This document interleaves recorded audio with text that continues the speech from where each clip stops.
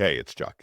If you've ever mistaken intensity for intimacy in a relationship and then paid the price for it, this one's for you. Let's dive into it.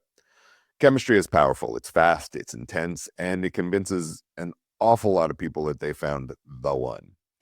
Chemistry isn't always the same thing as compatibility, though. Chemistry is how it feels in the moment, whereas compatibility, on the other hand, that's how it functions over time. The hard part is that chemistry can exist in relationships that are fundamentally unworkable. And when we break it down, we look at the things like if chemistry is high, but your values don't align, you feel connected, but constantly conflicted. If the chemistry is strong, but your communication styles clash, then you'll feel close during the highs, but then completely disconnected during the stress.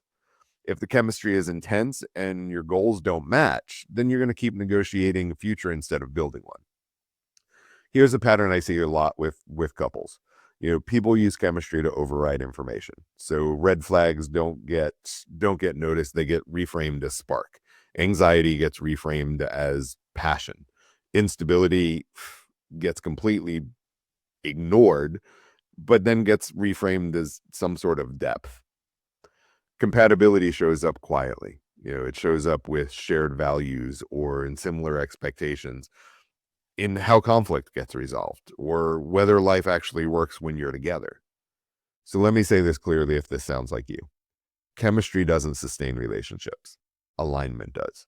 You can feel wildly attracted to someone, but if they can't meet you emotionally, practically, or relationally, then it's not going to last. And if the relationship only works when things are intense but falls apart during life, well, that's not romantic. That's a mismatch.